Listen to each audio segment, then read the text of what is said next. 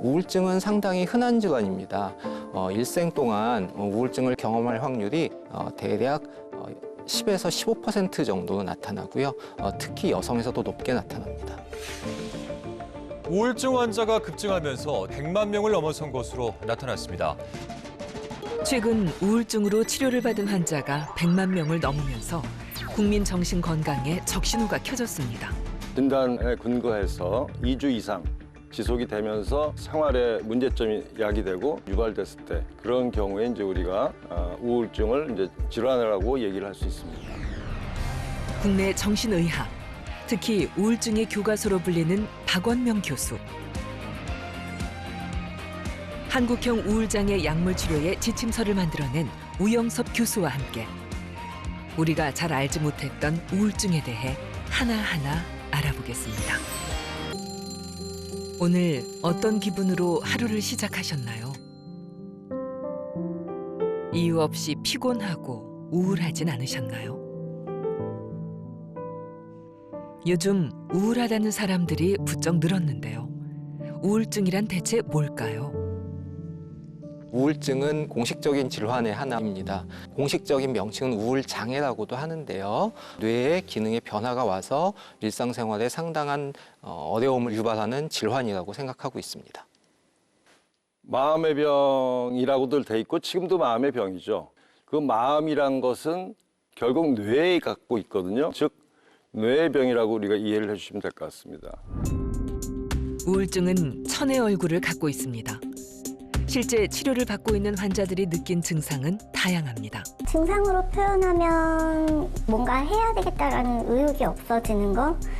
우울하고 불안하고 그래서 안절부절 못하고 또 사람 만나기가 불편하고 피하고 싶고 그 소화장에서부터 시작해서 두통도 있고 그다음에 팔다리 저림까지 오고 그다음에 의지가 약해져가지고 그냥 누워서만 있게 돼요.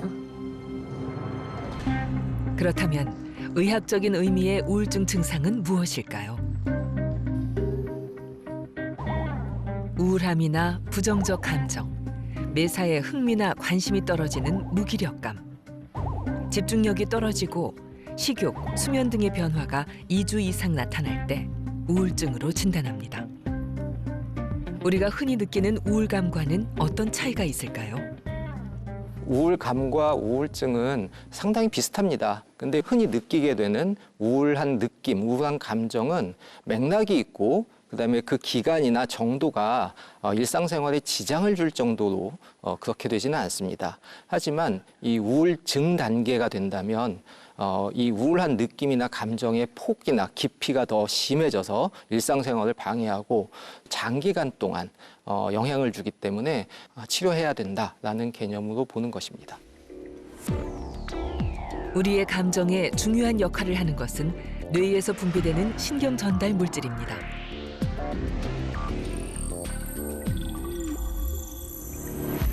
감정을 조절하는 신경 전달 물질 중 세로토닌과 노르에피네프린은 정서와 기억, 수면과 식욕을 조절하는데요. 스트레스 상태가 지속되면 신경 전달 물질의 불균형이 생겨 뇌가 감정을 통제하지 못해 우울증이 나타나게 됩니다.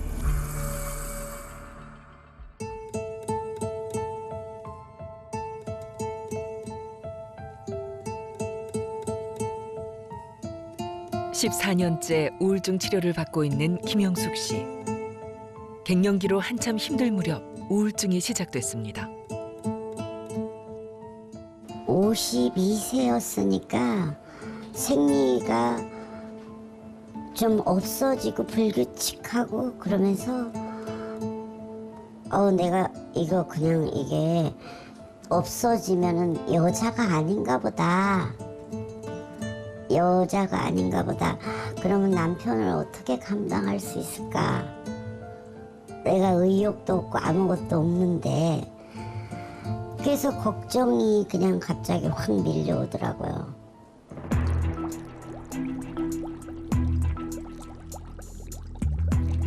대표적인 여성 갱년기 증상은 근육통과 관절통,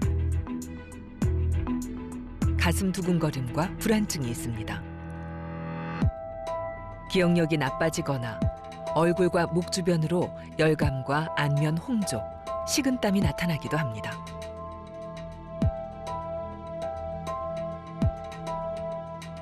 또한 호르몬의 불균형으로 인해 우울한 마음이 심해지는 특징이 있습니다. 우울증과 관련된 주요 호르몬 중 하나는 에스트로겐입니다. 에스트로겐은 여성 생식계의 핵심 호르몬으로 월경 주기를 조절하고 임신을 지원하는 역할을 합니다. 갱년기로 인한 호르몬 변화는 기분 조절에 중요한 신경 전달 물질의 기능을 약화시켜 우울증을 일으키기도 합니다. 갱년기 우울증은 일반 여성 우울증 또는 남성 우울증에 비해서 적어도 3배 내지 4배는 더 많다는 보고가 있습니다. 일반적으로 우리가 증상의 심각도라든지 또 기간이 제일 중요한데, 예를 들면 우울한 증상 또는 뭐 잠을 잘 못 잔다든지 이러한 부분들이 일주일 이상 지속이 된다든지, 또는 1, 2주 사이에 갑자기 체중이 몇 킬로씩 줄고 식사도 거의 못하는 경우, 또는 자꾸 세상 살고 싶지 않은 생각이 든다든지, 이러한 부분이 결국은 실제로 실행으로 옮겨진 경우가 많이 있거든요. 근데 그러한 부분들을 갖고 있는 분들, 이런 분들은 꼭 병원을 찾아오셔야 되겠습니다. 김영숙 씨는 증상이 심한 편이었습니다. 갱년기와 완벽하게 겹쳐 찾아온 우울증. 감정 조절도, 신체의 갱년기 증상도 마음대로 되는 것이 하나도 없었습니다. 저 같은 경우는 우울감이 내면적으로 엄청났어요. 겉으로는 아닌 척 하고 지내지만 속에서는 우울감이 엄청났어요. 늙어가면서 밀려나는 그런 세대 교체에 대한 느낌까지 받았어요. 처음 병원을 찾은 것은 벌써 14년 전. 여러 진료과를 전전하다가 결국 갱년기에 찾아온 우울증이라는 걸 알게 됐습니다. 우리가 지금 치료받으신 지가 꽤 오래되셨잖아요. 그렇죠? 14년이요. 그렇지 되고 신경과에서도 원래 받으셨어요. 기분만 우울한 것이 아니라 몸 여기저기가 아프고 이상 증상이 나타났습니다. 네. 그때 증상들이 어떤 게 있었는지 혹시 기억나요? 너무 오래되셔갖고 기억이 어떨지 모르겠어. 기억나요. 어떤 기억이? 밥을 입에 넣으면 모래처럼 느껴져요. 밥인지는 알았는데. 그리고 이상하게 막 몸으로 갑자기 중병 환자처럼 쓰러지려고 하고 어지럽고 주저앉게 되고, 그래서 내과적으로 아픈 줄 알았어요. 1년간 약을 먹다가 한 달을 끊었는데 그 다음부터 그런 증세가 와서 주변 사람들의 말을 듣고 우울증 약을 끊은 것도 문제였습니다. 그때 입원하셨어, 그렇죠? 그때 입원도 하셨고. 그러니까 앞으로는 그런 일이 있으면 그런 걸 꼭 물어보세요. 대개 보면은 약을 중단할 때마다 증상이 악화되고 재발이 반복됐습니다. 그렇죠?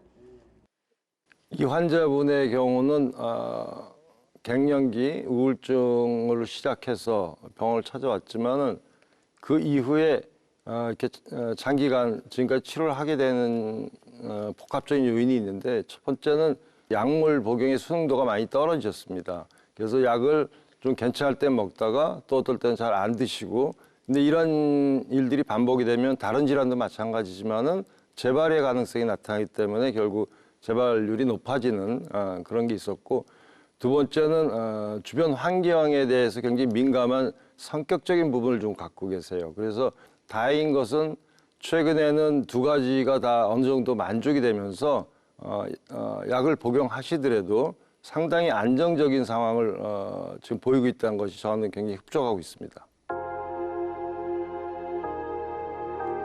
우리 모두에게는 감정과 기분이 있습니다. 무엇보다 그것을 느끼게 하는 뇌가 있죠. 그 말은 누구든 뇌에 병이 걸릴 수 있고 두통이나 뇌졸중처럼 정신 건강에도 이상이 생길 수 있다는 말입니다.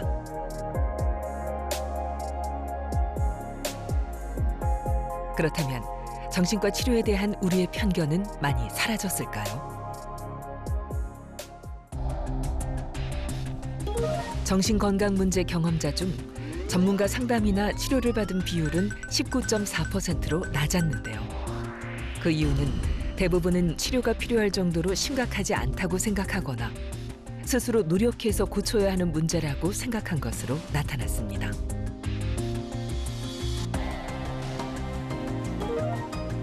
다행인 것은 20, 30대의 젊은 층에서는 의식이 많이 바뀌고 있어 치료나 상담을 받는 비율도 꾸준히 증가하고 있다는 것입니다.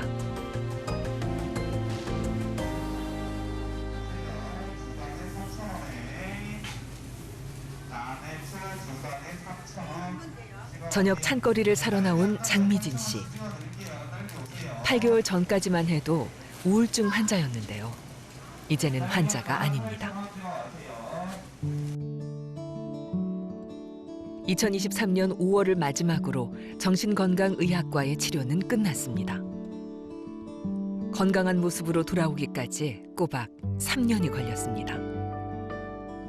처음엔 매사에 의욕이 사라지고 잠이 잘 오지 않아 산부인과를 먼저 찾았습니다. 처음에는요, 갱년기라고 하더라고요. 얼굴이 붉어떴다, 더웠다, 추웠다. 그러고서 그거를 방치하니까 이제 우울함감으로 변해요. 아무것도 하고자 하는 의욕이 없어요. 빨래하기도 싫고 밥하는 것도 싫고 그러다 보니까 그 시기를 골든타임을 놓쳤죠. 그러다 보니까 병을 키운 거죠. 우울증을 조기에 진단하고 빨리 치료를 시작해야 하는 이유는 바로 극단적 선택의 위험 때문입니다. 많은 연구에서 자살로 인해 죽음에 이르는 사람의 절반 이상이 우울장애를 겪고 있다고 보고했습니다. 실제 조사 결과 정신건강 문제로 치료를 받은 사람은 전체의 56.2%에 달했는데요. 이것이 바로 우울증을 조기에 발견하고 또 치료하기 위해 모두가 노력해야 하는 이유입니다.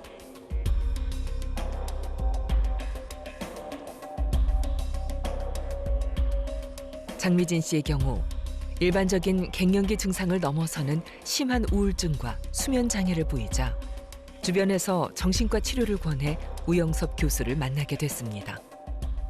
이 환자분은 원래는 뭐 이렇게 산도 다니고 즐겁게 지내시는 분이었는데 이제 우울해지고 재미도 없고 나가기도 싫고 그러면서 이제 입맛도 없어서 살도 빠지고 잠도 못 자고 그다음에 막 뜨거운 느낌, 속 뜨겁고 아프고 뭐 머리 아프고 이런 신체 증상들도 같이 동반되었던 그런 우울증 환자였습니다.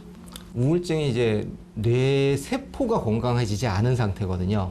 그러니까 뇌 세포의 건강이 이제 만성적인 스트레스건 어떤 다른 요인이건 뇌 세포의 건강 상태가 나빠진 거고요. 그렇기 때문에 이제 뇌에서 중요한 기분과 관련된 신경 전달 물질이나 이제 뇌 사이에서 어떤 그 상호작용 같은 것들이 균형이 다 깨져 있는 상태죠. 그래서 이제 항우울제나 이런 약물 치료를 통해서 일단은 당장에 급한 그런 그 이제 부조화가 일어난 기능들을 정상화 시켜 놓고 동시에 그 상태가 유지가 되면 우리 뇌도 회복을 합니다. 이게. 꾸준히 약물 치료를 한 결과 이제는 예전의 모습을 많이 회복했습니다. 이 과정을 통해 장미진 씨는 우울증 치료에 대해 한 가지 확신이 생겼다고 합니다. 갱년기를 방치하면 우울로 변해요. 아마 그거는 모든 사람이 시청자들도 알고 있을 거예요. 그런데 그냥 놔둬도 언젠가는 좋아지겠지 착각을 해요. 절대 안 좋아집니다. 치료를 해야죠. 치료를 해야죠. 지금 얼마나 요즘에 의학이 발달됐는데. 수술은 한 번 하면 아무는 시간이 있어서 완치가 되잖아요. 근데 요거는 마음의 병이기 때문에 치료 안 하면은 절대로 지 스스로 안 좋아집니다. 심각한 저출산과 고령화로 주민등록 인구 통계를 시작하고 처음으로 70대가 20대보다 많아졌습니다. 노인 인구가 늘어나면서 노년기 우울증도 급속도로 늘어나고 있는데요. 2021년 건강보험 심사평가원의 우울증, 불안장애 진료 통계에 따르면 전체 우울증 환자의 32%가 60대 이상으로 나타났습니다. 노년기의 우울증은 초기 치료에 실패하면 심각한 문제를 일으키기 때문에 각별히 살피고 치료해야 합니다. 또 젊은이들의 우울증과는 그 증상이 다르게 나타납니다.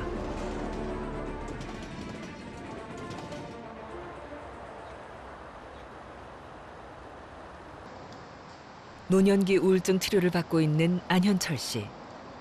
10년 전 예상치 못했던 이혼의 과정을 겪으며 우울증 치료를 받게 됐습니다. 내 성격이 자꾸 이상하게 거칠어지는 것 같고 뭐 요만한 일에 화가 자꾸 나고 누가 뭐라 그러면 자꾸 시비 걸게 되고 그걸 내가 제어를 못하는 거예요. 그래서 통상 60세 이상의 노년기에 발생하는 우울증을 노인성 우울증이라고 하는데요. 이 또한 뇌의 질환입니다. 노인의 뇌는 여러 가지 신체의 질병, 뇌혈관 질환, 신경 퇴행성 질환 때문에 젊은 사람의 뇌에 비해 더 취약한 편입니다. 그런데 노인성 우울증은 진단이 쉽지 않습니다. 그 이유는 뭘까요? 그럼 되게 어떠세요 하면은 그냥 그래요가 제일 답이죠, 사실은. 그래서 환자분들이 되게 정확한 자기 표현을 안 하시는 분들도 꽤 있어요.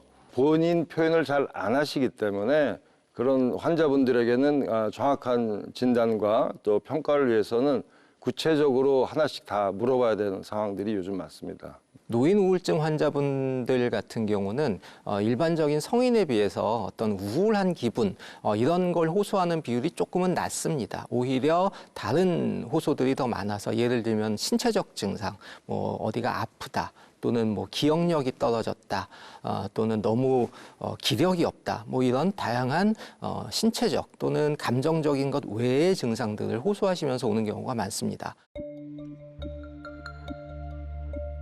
노인의 경우 우울하다는 표현을 잘하지 않기 때문에 다음과 같은 증상이 있다면 우울증을 의심해 보는 게 좋습니다.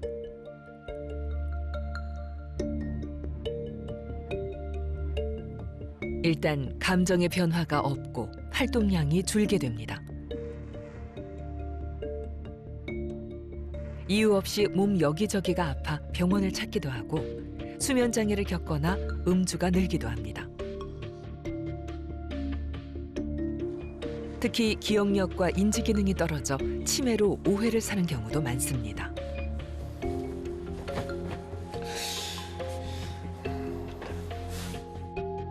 안현철 씨의 증상은 어땠을까요?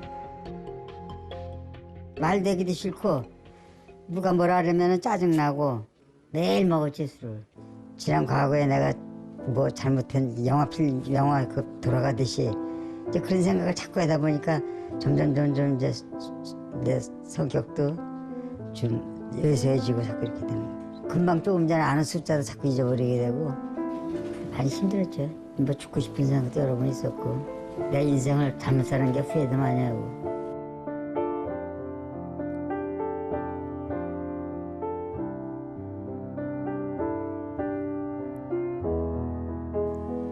가족들과 헤어져 외로운 데다 신체적으로 약해지는 시기에 우울증이 찾아와 치료가 쉽지 않았습니다.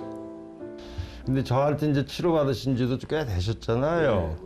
오래됐는데 그러다 보니까 워낙 잘 지내시고 해서 그랬지만은 연세도 드시고 하니까 혹시 요새 최근에 인지 기능이라든지 기억력 이런 건 좀 어떠신 것 같아요? 제 생각에 많이 떨어진 것 같아요. 아, 그래요? 근데 별로 그런 말씀 별 안 하셨잖아, 저한테요. 예, 그런 건 안 했죠. 근데 이제 인지기능이라는 것이 보면은 이제 연세가 드셔가면서 자연스러운 노화의 과정으로도 올 수가 있고 아니면은 이제 요즘 우려하는 인지기능 장애라든지 치매 전 단계로서 올 수도 있고 그런데 지금 직접 그렇게 불편한 게 좀 있으시다고 하니까 이번 기회에 우리가 일반 인지기능 검사를 한번 하면 어떨까 하는데 어떻게 생각하세요? 네, 해보고 싶어요. 그러면 저희가 한번 그걸 해보고 안현철 씨가 가장 두려워하는 것이 바로 치매입니다. 아니면은 사실 노년기 우울증은 치매의 위험 요인 중 하나입니다. 우울증을 앓은 적이 있는 노인은 그렇지 않은 노인에 비해 치매 발병 가능성이 2~3배가량 높습니다. 노년기 우울증을 조기에 발견해야 하는 이유입니다.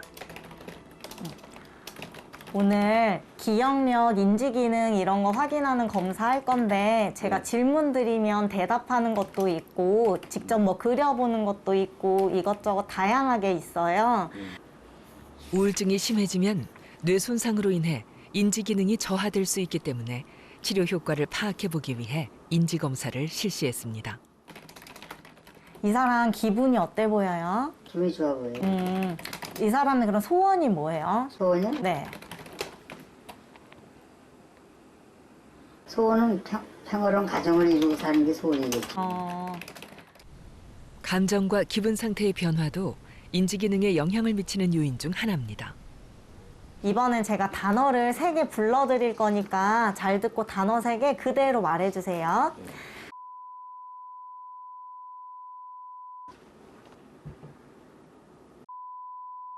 좋아요. 이거 이따가 또 여쭤볼 거니까 기억하고 계시고. 알겠어요. 인지 기능 검사를 통해 환자의 정서 상태는 물론 기억력과 판단력 등을 검사합니다. 봤어요? 그게 뭐예요? 네. 이번엔 제 말 따라해 보세요. 이걸 맨 뒷글자부터 거꾸로 말해 보세요. 거꾸로.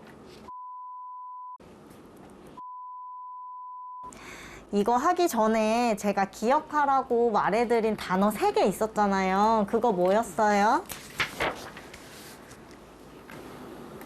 조금 전에 얘기한 거야? 응. 모르겠는데. 조금만 생각해봐요. 노화에 의한 자연스러운 인지 기능 저하에 대해서는 좀 더 여유 있는 마음이 필요합니다. 생각 안 나요. 전 안 떠올라요? 네. 선생님 얘기는 이제 여기서 더 놔두면 저 하면 안 된다고 그러시더라고요. 약을 드셔야 된다고. 그래서 이제 약을 먹기 시작하고 굉장히 정상적인 생활이 이제 됐어요.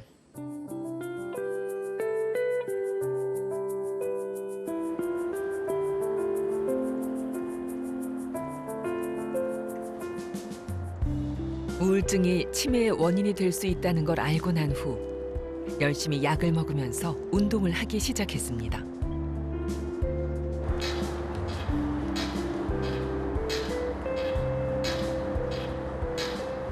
이제 첫째 약 먹는 거 일어나면 눈 뜨면 약 먹고 그리고 이제 약 먹고 나가요. 5시 새벽 5시 나가면 이제 걷는 운동. 운동하면 우선 정신적으로 맑아지고요. 또 자신감이 생기고 내 몸에 대해서 그리고 이제 좀 뭐 남하고 이렇게 뭐 해도 위치게 좀 안 되는 거 같고 내 자신이 운동을 일단 하니까 뭐 그런 거에 또 건강에 보약이다 생각하고 하는 거고.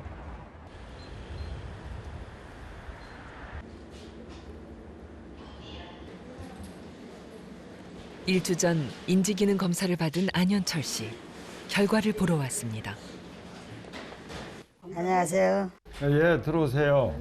아, 저번에 우리 한번 검사 얼마 전에 하기로 했고, 근데 그거 지금 다시 체크를 해서 결과가 나왔어요. 그래서 그 결과를 한번 제가 궁금하시죠? 궁금하죠? 예. 시험 보는 것 같으시죠? 노인 우울 검사라는 게 있어요. 그거 보니까 그거는 아주 경미한 수준, 이게 거의 별로 없어요. 그러니까 지금 생각했던 것보다는 괜찮으신 거니까 걱정하실 필요는 별로 없으시고 걱정하시는 게 치매 검사 결과인데 이쪽에서도 점수가 낮지가 않으세요. 이 80세 연세 그 노화까지 우리가 생각을 한다면은 지극히 정상적인 상황을 지금 보여주고 계세요. 그래서 별 문제는 없다고 생각해요. 근데 수면 질에 안현철 씨는 우울증뿐 아니라 인지 기능도 같은 연령대에 비해 좋은 것으로 나타났습니다. 안정적이 정상으로 나오세요. 수면의 질도 나쁘지 않고요.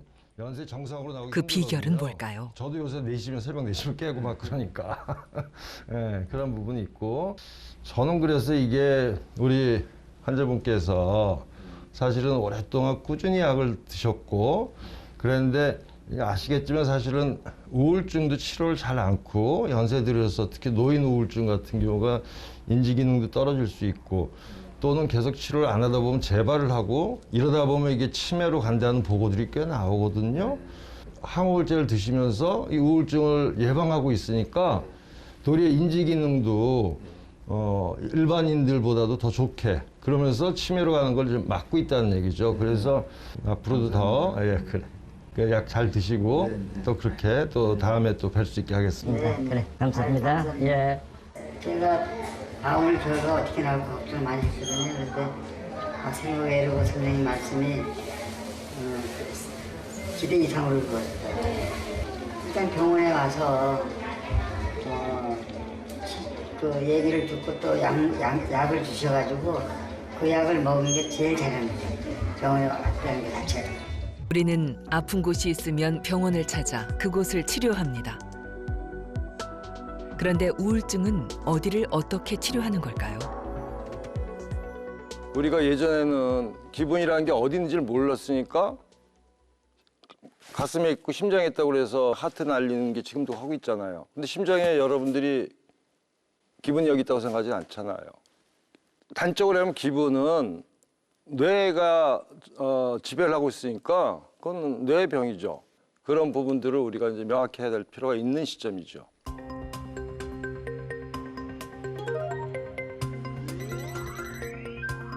OECD 나라들 중에 한국은 우울증 유병률 1위인데 비해 우울증 치료율은 세계 최저입니다. 아직도 우울증을 마음의 병이라 여겨 스스로 이겨내려는 사람이 많습니다. 하지만 우울증은 마음이 약하거나 의지가 약해 생기는 병이 아닙니다.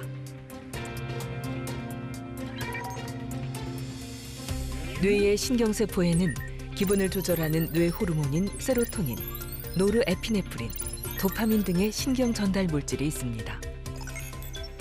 이 신경 전달 물질들은 식욕, 수면, 기분 등에 관여하여 우리를 우울하게도 흥분하게도 만들 수 있습니다. 우울증은 신경세포에 문제가 생긴 일종의 뇌질환이기 때문에 적절한 약물과 행동심리 치료 등이 필요합니다. 우울증 약은 주로 우울증의 원인인 호르몬들이 재흡수되는 것을 막는 약들입니다. 크게 3가지 부류의 약물이 사용됩니다. 항우울제 종류에는 주로 작용하는 신경 전달 물질에 따라서 이제 다양한 종류로 구분을 할 수 있습니다. 가장 일찍 개발되었고 대표적인 약물이 흔히 SSRI라고 하는 세로토닌계에 주로 작용하는 약물이고요. 그 이후에 조금 더 광범위한 효과를 위해서 세로토닌의 노르에피네프린이라는 신경 전달 물질까지 같이 조절해주는 SNRI라는 약물도 개발돼서 사용되고 있고요. 또한 우울증에서 주로 그 원인과 관련돼서 생각되는 신경 전달 물질에는 세로토닌, 노르에피네프린, 도파민 이렇게 3가지가 있는데요. 노르에피네프린이나 도파민에 더 선택적으로 작용하는 그런 항우울제들도 사용되고 있습니다. 우울증과 조울증에 사용되는 약은 기분 조절제, 항우울제, 그리고 항정신병 약물인데요. 이 약들은 뇌 속 신경 전달 물질의 분비를 조절하는 역할을 합니다. 기분을 조절하는 신경 전달 물질인 세로토닌과 노르에피네프린, 도파민은 신경 신호를 전달하는 역할을 하는데요. 이 신경 신호가 충분해야 기분과 감정을 조절할 수 있습니다. 항우울제는 이 신경 전달 물질이 신경세포로 재흡수되는 것을 막아 뇌 속에 좀 더 오래 머물게 함으로써 우울증 증상을 호전시킵니다.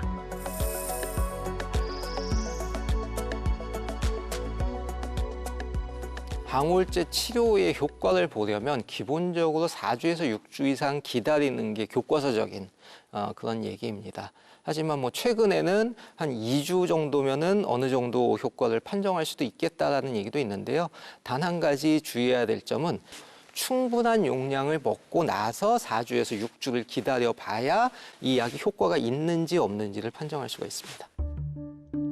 문제는 환자들이 임의로 투약을 중단하는 데 있습니다. 의외로 많은 환자들이 약을 중단해 더 큰 문제를 겪습니다.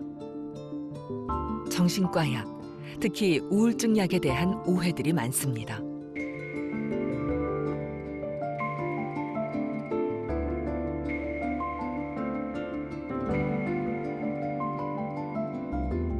우울증 약은 점점 고용량을 먹어야 할까요?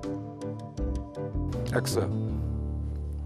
그러니까 모든 병을 똑같이 생각하면 돼요. 우리가 생각하는 가장 문제점은 뭐냐면은 우울증은 정신질환인데 그렇기 때문에 일반 신체질환하고 다르다고 생각하는 게 가장 큰 문제예요. 예를 들어서 우리가 당뇨병 환자가 당뇨약을 먹고 어떤 사람은 고용량으로 계속 가는 사람도 있지만은 치료 열심히 하고 다이어트하고 이런 분들은 나중에 당뇨약주 줄어들고 안 먹을 수도 있잖아요. 마찬가지로 우리도 그 우울증 환자도 치료가 잘 안 되고 열심히 안 받고 중간중간 약을 빼먹고 이런 분들은 고용량으로 갈 수밖에 없죠. 그렇지만 치료를 열심히 해서 약이 충분히 줄어들고 나중에 끊을 수가 있다는 것이죠. 우울증 약은 중독이 되나요? 우울증 약은 중독성이 없습니다. 왜냐하면 중독이 된다고 한다면 뇌에서 그 중독과 관련된 어떤 쾌락이나 보상과 관련된 그런 뇌의 부위들이 막 활성화가 되고 그거 약을 끊으면 막 금단이 나타나고 약을 계속 먹어도 내성이 생기고 뭐 이런 것들이 중요한 요인이거든요. 근데 항우울제는 그런 효과가 없습니다. 전혀. 중독과 관련된 의존성과 관련된 중추들을 직접적으로 자극하는 그런 물질들이 아니기 때문에 중독성은 없습니다. 우울증에 취약한 사람이 있나요? 모든 질환은 유전성을 갖고 있다는 것이죠. 태어날 때는 부모가 갖고 있었던 여러 가지 유전적인 요인을 갖고 태어나기 때문에 어느 일정한 시점이 됐을 때 그런 취약성을 우리가 나타내는데 쉽게 얘기해서 우리가 선생님한테 화를 꼬종을 들었는데 딱 뒤로 털고 그냥 웃으면서 지내는 사람도 있고 아니면 그걸 갖고 일주일 내내 스트레스를 받고 힘들어하는 사람이 있듯이 그게 이제 본인이 갖고 있던 어떤 그런 취약성이라고 얘기를 할 수 있는 것이죠. 그런 분들이 대개 어떤 스트레스 상황이 됐을 때는 여러 가지 질병 또는 우울증 이런 게 걸릴 확률이 훨씬 높아지는 것이죠.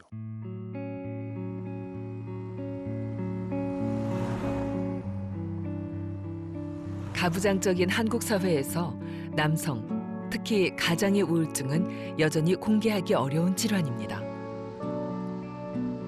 김성훈 씨에게 우울증이 찾아왔을 때 본인 자신도 아내도 그게 무엇인지 몰랐습니다. 직장 생활에서 오는 스트레스가 쌓이고 쌓였지만 이미 조직에선 관리자이기에 누구에게도 말할 수 없는 책임감, 그 무거운 짐이 김성훈 씨를 짓눌렀던 겁니다.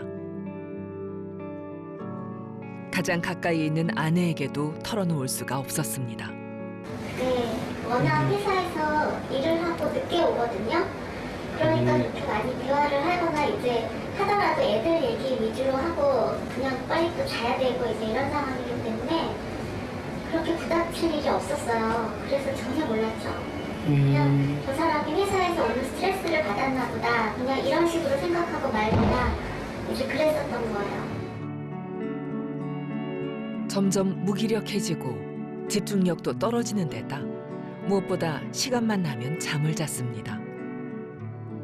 특별하게 뭐 할 일도 없고 또 눈 떠가지고 있는 게 괴로우니까 오히려 잠으로 수면으로 도피하는 그런 증상이 있어서 잠을 또 굉장히 많이 자요. 12시간 이상 뭐 어떤 날은 18시간, 20시간 그렇게 침대에 누워서 자고.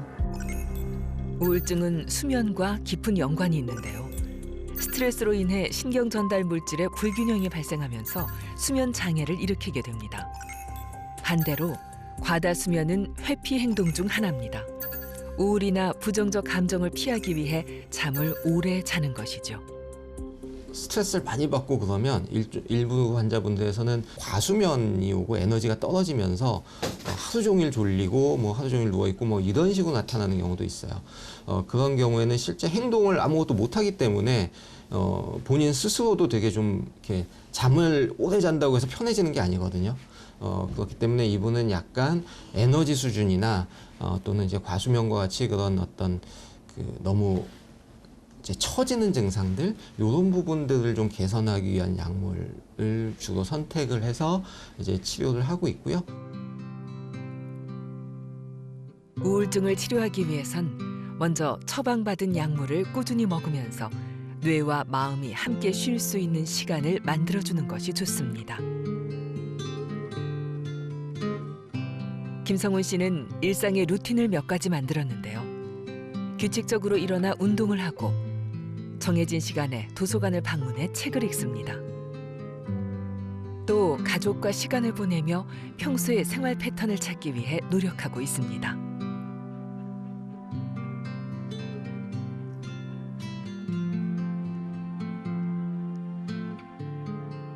우울증 치료에서 환자가 해야 될 부분도 분명히 있습니다.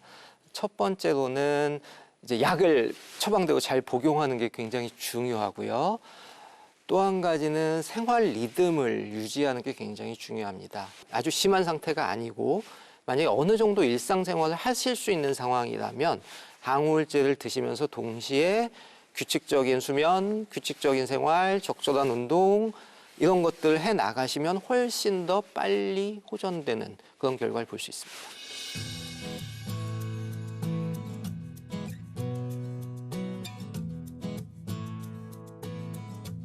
어제 어떤 기분이셨나요?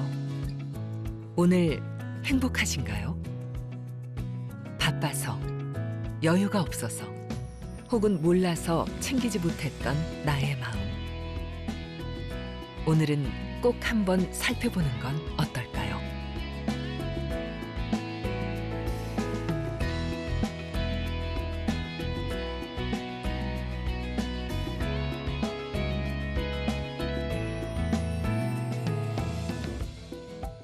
내가 우울증인지 궁금하시거나 또는 주변에 우울증인가 뭐 도움을 줘야 되나 뭐 이런 생각을 하고 계신 분들이 계시다면 제일 먼저 생각해야 되는 거는 항상 이분이 그냥 힘들어하지만 두면 될까?